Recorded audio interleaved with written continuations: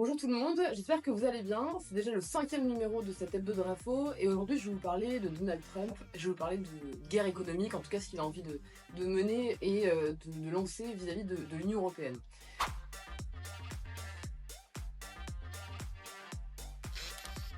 Vous en avez peut-être entendu parler, mais c'est un peu un moment de crise qu'on est en train de vivre en Europe. On est à la croisée des chemins, vous allez vous dire, elle le dit à chaque vidéo, et c'est un peu vrai.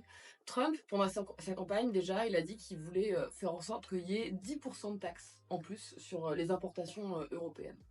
Et alors, effectivement, ça choque quelques-uns, certains sont un peu étonnés, ou alors ils ne savent pas tout à fait quoi faire, mais moi je le pense. C'est un moment d'opportunité. C'est Jean Monnet qui a dit ça souvent. Les moments de crise sont des opportunités pour l'Europe. L'Europe, elle se construit à travers les crises. Et là, on est dans ce moment-là. Et il y a quelques jours, il y a eu à Davos un sommet économique mondial dans lequel, on va dire, Trump, en fait, il a répété ce qu'il avait dit pendant sa campagne. Et il l'a répété avec une vision politique, une vision économique qu'on pourrait qualifier de mercantiliste. À savoir, un pays qui achète plus qu'il ne vend, eh bien, pour lui, pour Donald Trump, c'est un pays qui s'appauvrit. Et il y a deux chiffres assez intéressants qui illustrent bien, en fait, cette situation et comment est-ce que Trump voit ses relations commerciales avec l'Union européenne. Le premier chiffre, c'est celui de l'excédent commercial sur les biens de l'Union européenne. Ça représente 157 milliards d'euros. Mais il y a un autre chiffre qui est celui du déficit commercial de l'Union européenne, et là il représente 104 milliards d'euros, mais du coup cette fois-ci pas sur les biens, sur les services, et notamment sur les grandes plateformes de la tech, qui, vous l'avez peut-être vu pendant, et on en a parlé déjà dans la dernière vidéo, ont soutenu en masse Donald Trump. Aujourd'hui, ce que veut faire Donald Trump, finalement, c'est assez simple, c'est privilégier son économie et attaquer celle de l'Union européenne. C'est pour ça qu'il parle de taxes, c'est pour ça qu'il exprime finalement que il y a des chantages qui vont devoir se mettre en place, notamment sur la question du pétrole américain ou sur d'autres choses. En gros, il dit aux Européens, soit vous achetez ce que je vends et ce que je produis aux États-Unis, soit je taxe vos produits, et à ce moment-là, vous allez voir ce que vous allez voir, une crise, un appauvrissement pour l'Union européenne. Ça, c'est la situation, on va dire, initiale. Et maintenant, ce qui va nous intéresser, nous, c'est l'Union européenne. C'est nous, ici, à Bruxelles, où je suis, à Strasbourg, bref, dans toute l'Union européenne. Comment est-ce qu'on réagit, finalement, face à Donald Trump? Eh bien, déjà, ce qu'il faut se dire, c'est que il faut être ferme. Nous, il faut être ferme, il ne faut pas se laisser faire. Mais, eh ben, l'Union européenne, comme vous le savez, c'est 27 pays, c'est pas juste une grande union. Et donc, c'est des pays qui sont dirigés par différentes personnes. Et certains, on va dire, réagissent assez différemment. Déjà, il y a ceux qui se disent, bon, c'est un peu le bordel, mais moi je peux m'en sortir si finalement je vais négocier pour moi, pour mon petit pays, et un peu dans le dos des autres, je vais aller me battre pour mes intérêts, et Trump sera content, parce que finalement, il arrivera à faire ce qu'il veut faire, à savoir diviser pour mieux régner sur le continent européen, et c'est ce que font par exemple, ça va pas vous surprendre énormément, mais en gros l'extrême droite en Europe. C'est ce que fait la Hongrie de Orban, où il essaye là déjà de construire des petites relations bilatérales, des petits moments de dialogue, de discours, des petits dates avec Donald Trump pour essayer de construire des relations privilégiées. C'est ce que fait aussi Meloni en Italie. Mais alors Meloni, en plus, ce qui est assez dingue, c'est qu'elle le fait en tapant, en plus assez radicalement, sur des initiatives, des projets stratégiques que l'Union européenne était en train de construire. Par exemple, elle est en train de mener une discussion avec SpaceX. Vous savez, SpaceX, c'est la société d'Elon Musk, pour avoir finalement des moyens de communication satellitaire cryptés qui pourraient finalement aider les Italiens, notamment l'armée italienne. Et alors vous dites là en plus, ça pose une question d'ingérence, et vous aurez raison, mais en plus de ça, ce qui est assez grave, c'est que nous, on était en train de construire un projet de constellation de satellites européens qui s'appelle Iris 2. Et ben, faut se le dire, quand Meloni, elle va négocier avec Elon Musk derrière le dos des autres Européens, elle casse tous ces projets d'envergure que nous, on était en train de créer.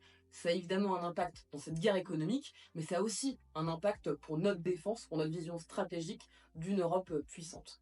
Bon, il n'y a pas que l'Italie et la Hongrie, il y a d'autres pays dans l'Union européenne, et nous, on est français, donc on pense souvent à l'Allemagne, à ce couple franco-allemand que nous citons beaucoup, même si bon, les Allemands, eux, n'en parlent pas beaucoup de ce couple franco-allemand, ils parlent plutôt du moteur, ce qui déjà illustre deux manières de penser la chose. Bref, il faut se le dire, Les gouvernements allemands qui se sont succédés, il y a des moments où on a eu des bonnes surprises. Ça a été le cas, par exemple, à la suite du Covid. Mais la plupart du temps, les Allemands, les gouvernements allemands, ils sont sur d'autres dynamiques, d'autres positionnements aussi idéologiques, et notamment sur la question économique. Ils sont par exemple toujours assez frileux à l'idée d'emprunter ensemble, à l'idée de s'endetter, et aussi à l'idée de casser parfois un tout petit peu cette règle de la concurrence libre et non faussée, à l'idée de casser un peu ce marché unique parce qu'ils en ont une vision peut-être un peu trop, et c'est mon avis en tout cas, un peu trop idéalisée. Et là, dans le moment, c'est intéressant de voir finalement comment réagissent les Allemands. Et il y a un homme qui s'appelle Friedrich Merz. Friedrich Merz, on n'en entend pas encore beaucoup parler, mais c'est probablement celui qui, dans quelques jours, quelques semaines, pourrait devenir chancelier, et il est membre de la CDU. Et Friedrich Merz, il a eu un discours assez intéressant dans lequel il a évoqué le positionnement de Donald Trump et comment lui, il pensait que l'Allemagne devait se positionner pour l'avenir. Il a dit déjà un truc plutôt intéressant, on peut se dire, la première phrase est cool. Il dit, l'Allemagne, nous, en tant qu'Européens, on n'a pas envie de rester figés comme des lapins devant un serpent en parlant finalement de cette Amérique, ces États-Unis un peu prédateurs de Donald Trump. Mais bon, il y a une suite au discours, et la réalité c'est que dans la suite du discours de Friedrich Merz, on entend quand même pas vraiment une solution très concrète pour que l'Europe soit ferme et pour que l'Europe soit un peu puissante face à tout ça. Il parle de libre-échange, il dit surtout qu'il ne veut pas de nouvel endettement, qu'il ne veut pas qu'on aille finalement, qu'on se lance dans ce que lui, il appellerait un cercle vicieux de plus de droits de douane, de plus de taxes.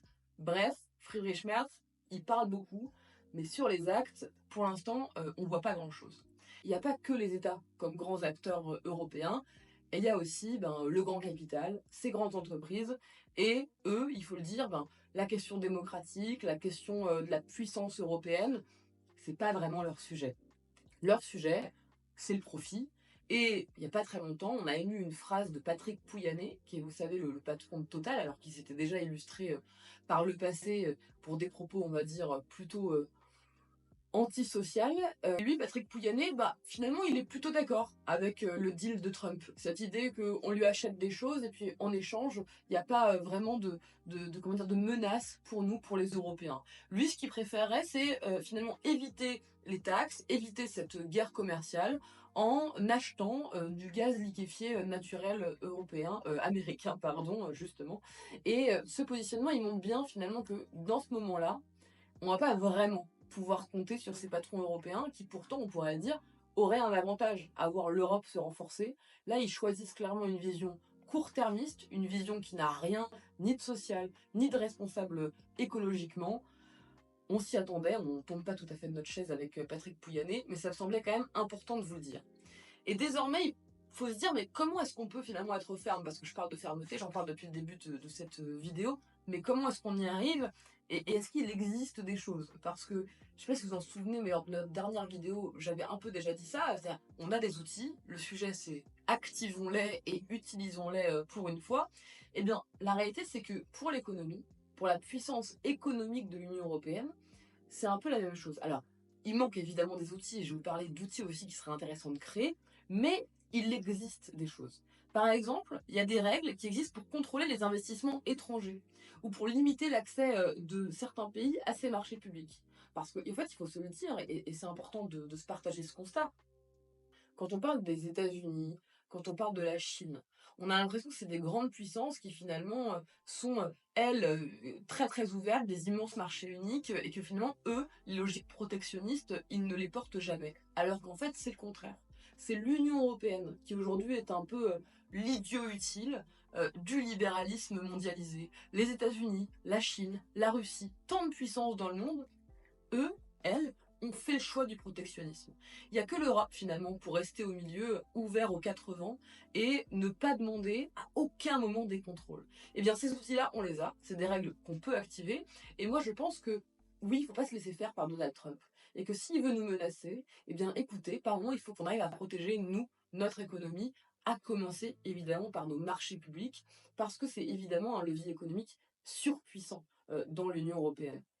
Il y a aussi une autre règle qui a été adoptée fin 2023, c'est il n'y a pas si longtemps que cela, c'est un instrument anti-coercition. Ça n'a jamais été utilisé, mais en fait, il nous autorise, nous, à prendre justement des mesures de rétorsion contre un pays qui tenterait de nous forcer à modifier nos règles, et notamment nos règles économiques. Alors je sais pas vous, mais moi je trouve que quand je l'énonce comme ça me semble complètement correspondre à ce qu'essaye de faire Donald Trump depuis quelques jours. Et donc si on a cette règle, moi je pense que c'est pour l'utiliser, c'est pour se protéger, et j'aimerais que enfin on puisse se dire, bah, nous avons des instruments, utilisons-les. Ça, c'est des outils qui existent déjà, finalement. Des outils qu'on a votés ici au Parlement européen, qui ont été mis en place par l'Union européenne, mais qui ne manquent qu'à activer. Mais il y a évidemment d'autres choses qu'on peut mettre en place. Et Aurore Lalucq, qui est notre camarade, qui est présidente de la commission Econ, elle parle notamment de la taxe GAFAM. Une taxe sur les GAFAM, parce que finalement, c'est une idée qui était là depuis longtemps, mais c'est peut-être le moment de la réactiver. Cette idée, elle vient de loin parce que finalement, ces plateformes qui se sont installées dans des pays européens avec une fiscalité très faible, je pense notamment à l'Irlande, ils profitent d'une espèce de défaillance fiscale de l'Union européenne sur ces sujets, et finalement c'est une manne, toute une manne économique qui manque aux pays européens.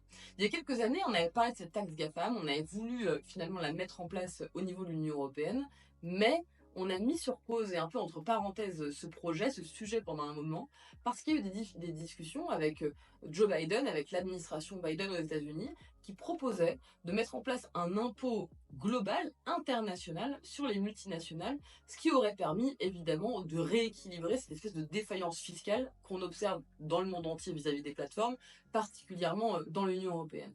Juste arrivé, Donald Trump lui dit qu'il a envie d'arrêter avec ce projet, de s'en écarter. C'est donc le moment aussi pour l'Union européenne de montrer que parfois, on aurait préféré en effet faire les choses à une échelle internationale, comme on aurait aimé par exemple aussi taxer les transactions financières à une échelle internationale, mais que c'est l'Union européenne peut-être qui doit là se montrer puissante et se tenir debout et agir. Et donc cette taxe sur les GAFAM, c'est à la fois évidemment un outil qui, en riposte des États-Unis et de ce que veut faire Donald Trump, peut être intéressant, mais globalement, c'est aussi un outil fiscal dont on a besoin et dont on a eu besoin en réalité depuis déjà quelques années dans l'Union européenne. Parce que oui, là, depuis tout à l'heure, je vous parle de riposte, de comment réagir face à Donald Trump et face à tout ce qu'il a annoncé, mais il n'y a pas que le sujet de la riposte. Et on ne peut pas juste réfléchir à la puissance économique que doit représenter l'Union européenne, juste en miroir finalement des États-Unis. On doit pouvoir y réfléchir en nous regardant nous-mêmes et en se disant et en se posant des questions, qu'est-ce qu'on veut finalement pour notre économie? Comment est-ce qu'on a envie de la rendre compétitive, mais aussi plus sociale, plus responsable écologiquement? C'est tout ça un peu nos objectifs. Et pour ça, j'ai envie de vous parler d'un rapport assez intéressant qui a été présenté au Parlement européen il y a quelques semaines déjà. C'est le rapport Draghi. Le rapport Draghi, il propose plusieurs choses, mais globalement, et je vous le fais en quelques lignes avant de vous le décliner, il propose d'investir massivement dans de nombreux chantiers à l'échelle européenne, mais pour investir, ce qu'il propose aussi, c'est d'assumer finalement qu'il faut emprunter de manière collective. Aujourd'hui, Ursula von der Leyen, elle a présenté à Bruxelles, aujourd'hui même, alors je sais pas quand est-ce que vous regardez cette vidéo, mais on est mercredi, et elle a présenté à Bruxelles son projet de boussole compétitivité pour l'Union européenne. Cette boussole, telle qu'elle l'a présentée, elle a 4 piliers. Le premier pilier, c'est celui de la simplification des normes. Alors ça, c'est un peu un serpent de mer souvent quand on parle de la droite, mais dans l'absolu, pourquoi pas? Parlons de simplification, et surtout, parlons de coordination. Comment est-ce qu'on arrive à mieux coordonner les politiques au niveau européen et au niveau national? Comment est-ce que tout ça marche ensemble et ne soit pas juste un millefeuille, mais plutôt que ça marche et que ce soit efficace? Le deuxième pilier, c'est celui de l'innovation. De dire que nous, on a envie que l'économie européenne, elle soit tournée vers l'innovation, qu'elle investisse. On parle notamment d'aide aux entreprises, aux startups, mais on parle aussi de recherche. Et pour nous, c'est évidemment un élément de compétitivité fondamental d'être bon sur la recherche dans l'Union européenne. C'est un investissement qui nous paraît important, mais en fait, c'est aussi, et là je reviens en parallèle avec les États-Unis, c'est un investissement qui est essentiel quand on voit qu'en un claquement de doigts, Donald Trump décide d'investir 500 milliards de dollars dans l'intelligence artificielle et toutes ces nouvelles technologies. Le troisième pilier, c'est celui de la décarbonation de notre économie. Faire en sorte d'être plus responsable écologiquement, avec notamment des mécanismes d'ajustement carbone aux frontières. C'est quelque chose qui a été adopté en 2023 par le Parlement européen et on espère une mise en œuvre le 1er janvier 2026. Et enfin, le dernier pilier, le quatrième pilier, c'est celui finalement qui réfléchit à comment est-ce que l'Europe, elle peut enfin devenir souveraine et autonome économiquement. Notamment, finalement, essayer de réduire nos dépendances vis-à-vis de l'étranger. Et pour ça, ça veut dire parler enfin de défense européenne, parler de production de médicaments sur le continent européen. Et c'est aussi évidemment parler des règles des marchés publics en Europe. Beaucoup d'autres sujets aussi, mais c'est les trois plus emblématiques dont j'avais envie de vous parler. Mais cette recherche de compétitivité, moi j'y crois beaucoup parce que je pense qu'évidemment il faut que l'Europe soit forte, il faut qu'elle soit puissante, mais la compétitivité, elle ne veut pas se faire à tous les prix, elle ne veut pas se faire à tout prix, et elle ne veut pas se faire finalement sur le dos des Européens ou sur le dos de l'écologie. Et donc nous, c'est à ça qu'on a envie de veiller. Attention finalement à tout cet omnibus législatif, c'est comme ça qu'on l'appelle, qui va venir. Parce que tout cela, c'est aussi un peu plein de moments dans lesquels les libéraux vont pouvoir essayer de s'immiscer pour finalement participer à ce travail de dérégulation qu'ils essayent de mettre en place depuis maintenant quelques temps. La France, par exemple, peut être très très surpris par Emmanuel Macron, mais la France est complètement là-dedans. Elle a envie de profiter de ce moment de discussion autour de cette boussole compétitivité et de l'omnibus législatif pour dire qu'il faut reporter l'application du devoir de vigilance des grandes entreprises. Vous savez, cette règle, puis ces règles qui demandent aux grandes entreprises finalement de regarder, d'être tenues responsables de toute leur chaîne de production, de veiller à ce que finalement, d'un point de vue social, d'un point de vue écologique, mais aussi des droits humains, que toutes ces grandes entreprises, elles soient tenues responsables. Et bien la France, elle dit, écoutez, dans le moment, c'est peut-être pas le moment de faire ça, on va peut-être mettre ça sur pause. Et bien nous, évidemment, avec ça, on n'est pas d'accord. L'Union européenne profite de ce moment-là pour reculer sur la réglementation bancaire, notamment avec un recul sur l'encadrement de ce qu'on appelle la titrisation, ce qui évidemment peut avoir des conséquences dramatiques sur nos économies et sur l'économie des consommateurs en Europe. Bref, vous voyez bien la droite en Europe, et puis la droite française, qui évidemment ne nous étonne jamais positivement, ils ont envie de profiter de ce moment de réaction ou de réveil de l'Europe peut-être face aux Américains pour glisser toutes leurs demandes à eux, libérales, qui sont évidemment dangereuses pour les Européennes et les Européens, et aussi pour l'environnement.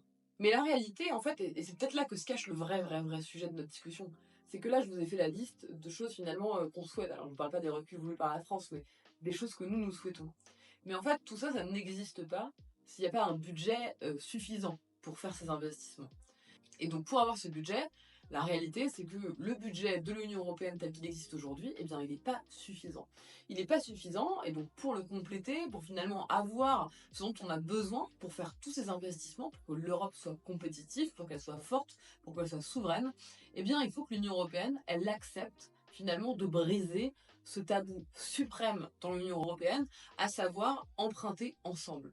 Ce tabou, il avait été cassé une première fois à la suite de la crise sanitaire. On a vu à ce moment-là l'Union européenne emprunter 750 milliards d'euros après avoir trouvé un accord entre les pays. À ce moment-là, notamment Angela Merkel, qui était chancelière en Allemagne, avait dit oui à cet emprunt collectif, ce qui rompt un peu avec toute la stratégie et toute l'histoire allemande dont je vous parlais plus tôt dans la vidéo. Mais bref, c'est possible. Et ce rapport Draghi, ce qu'il dit globalement, c'est qu'on a besoin de 800 milliards d'euros par an. 800 milliards d'euros pour investir et pour faire en sorte que l'Union européenne elle soit enfin forte. Pour ça, écoutez, il y a besoin d'investir, il y a besoin de briser ce tabou-là. Friedrich Merz, dont je vous parlais tout à l'heure, il a l'air d'exclure cette idée. Mais Ursula von der Leyen, elle parle de ces investissements. Alors, qu'est-ce qui va se passer? Moi, je pense que le rôle des socialistes et des sociodémocrates ici en Europe, c'est de pousser, finalement, pour cet investissement, c'est de pousser pour un endettement commun dans l'Union européenne. Je pense que si nous ne faisons pas ça, nous n'arriverons pas à être forts face à Trump. Bref, empruntons, ça peut être le mot de la fin de cette vidéo, mais surtout résistons face à la guerre économique que veut nous faire Trump. Il n'y a absolument aucune fatalité à l'idée qu'il gagne cette guerre économique qu'il a décidé de déclarer. Nous pouvons être forts, nous pouvons être souverains, mais pour ça, eh bien écoutez, il faut prendre les bonnes décisions. À la prochaine.